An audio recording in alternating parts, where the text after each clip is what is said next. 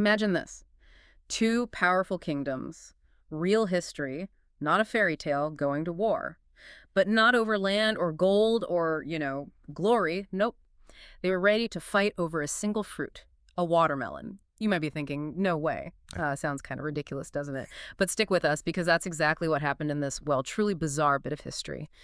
Today we're taking a deep dive into this incredible story from 17th century Rajasthan, India. It's known as Matire ki Raad. Which, yeah, literally translates to the war for a watermelon. Exactly. And our mission today is to kind of peel back the layers of this, let's face it, absurd-sounding event.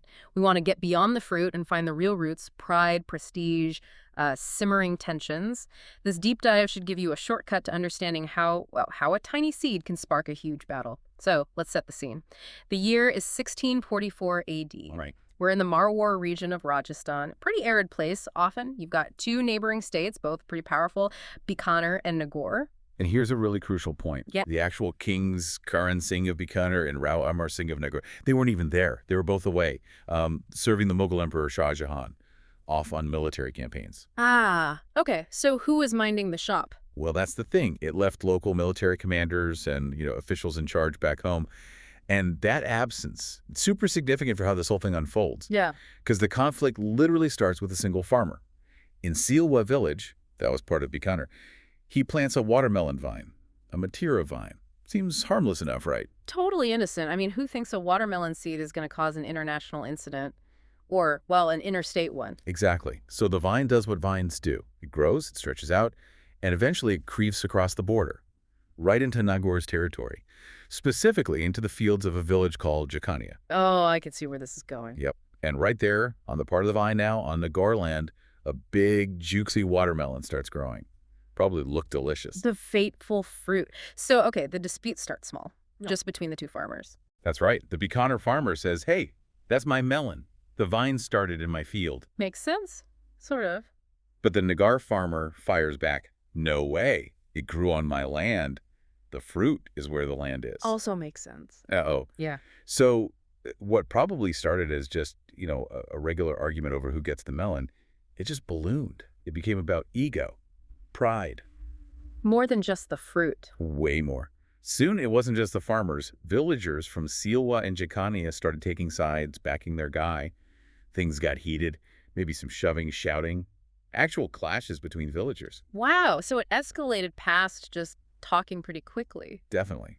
They tried the usual channels like the village councils, the panchayats, but even they couldn't sort it out. Nobody wanted to back down. The pride thing was already kicking in. So from village councils, where does it go?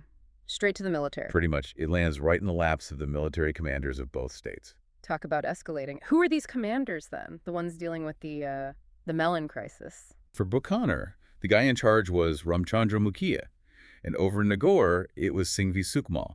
And these weren't just, local captains. They were high-ranking guys responsible for descending their state's honor, especially with the kings gone. Okay. Let's pause here because, seriously, a war over a watermelon. It sounds almost funny, like darkly comedic. Was it really just about the fruit? That's the million-dollar question, isn't it? Yeah. And the fascinating part, look, the watermelon was the spark, no doubt, the immediate trigger, but it transformed almost instantly. It stopped being about the actual melon and became about, ego, prestige, and crucially, Rajput pride, Rajput honor. Man to man.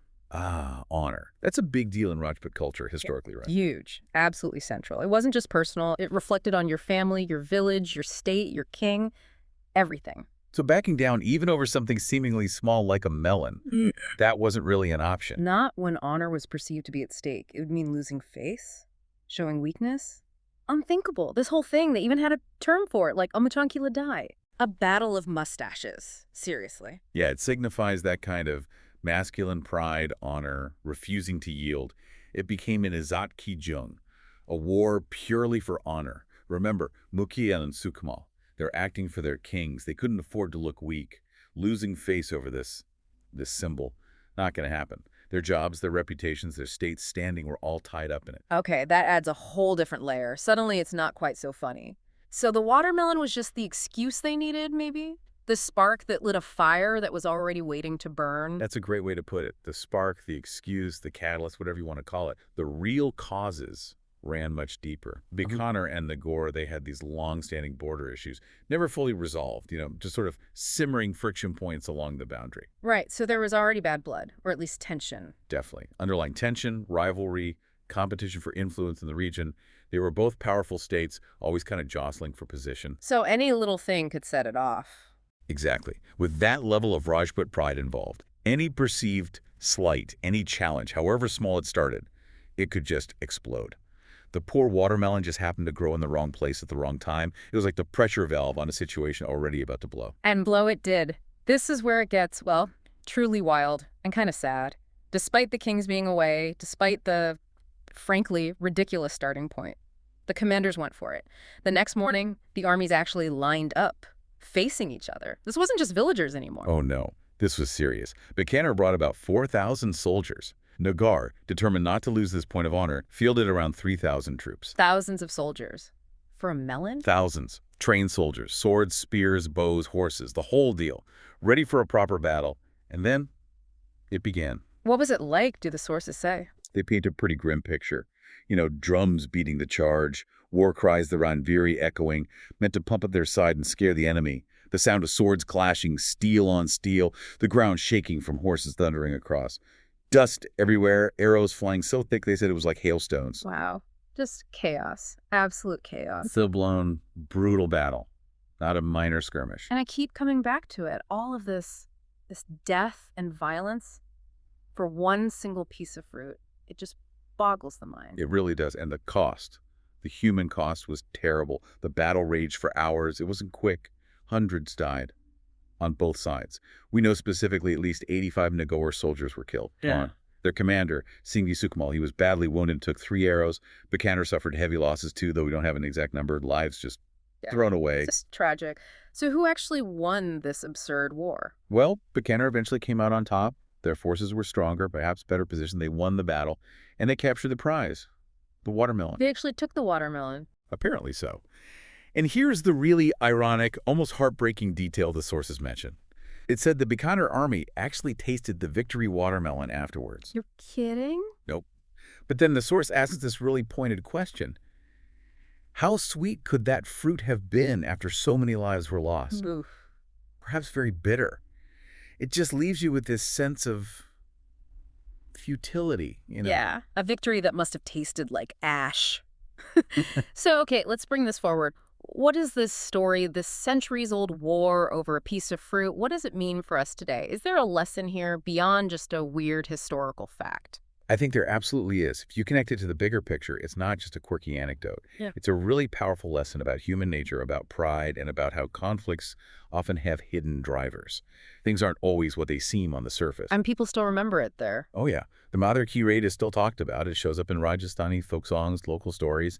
It's part of the cultural memory. Like a cautionary tale. In a way. Mm. And it even lives on in the language. Apparently, even today, if some tiny, insignificant issue blows up into a huge argument or a major fight, people in Rajasthan might say... Don't tell me. They might say, Archie to Matire ki Raad ho gaye, which means, oh, this has turned into a watermelon dispute. No way. That's incredible. The phrase actually survived. It did, which shows how resonant this story is, even now. So the relevance for you listening today, it's about recognizing those watermelons in our own lives. Exactly. This deep dive really highlights how seemingly trivial things can just be triggers, masking much deeper conflicts. Conflicts fueled by ego, by wanting to look good, by old tensions that haven't been dealt with. It forces you to ask, right, how often do we personally or even globally get stuck fighting about the watermelon? We focus on the surface issue, the small thing right in front of us. When the real problems, the bigger, deeper issues are lurking just underneath. Unresolved stuff. Precisely. It's a reminder that the things we fight over are often just symbols. Symbols for hurt pride, for fear of losing face, for old scores that need settling. Whether that's in families, at work, or even between nations, we get fixated on the melon. Think about it. Those commanders, Mukhia and Sukhmal, they could have found another way. They could have compromised, maybe split the melon, declared it a weird anomaly. But the weight of honor, the border disputes, the rivalry, it pushed them past reason. The fear of looking weak was more powerful than the absurdity of this situation. So the Matire, this war for a watermelon, it really stands as this, peculiar but also vivid metaphor. A metaphor for how easily human ego, combined with those underlying tensions, can turn the tiniest spark into a raging fire. Yeah, it's a stark reminder that the surface quarrel often isn't the real quarrel at all. Well, you've just taken a deep dive with us into a truly unique, frankly unforgettable corner of history. A story that definitely proves fact can be stranger and maybe even more insightful than fiction. It certainly makes you think. It really does. So, as you go about your day, maybe mull this over. What watermelons might be acting as sparks in your own life or in the world around you? What small triggers could be masking bigger issues? Pride, prestige, old tensions that really need addressing, not fighting over. It's definitely a question worth chewing on.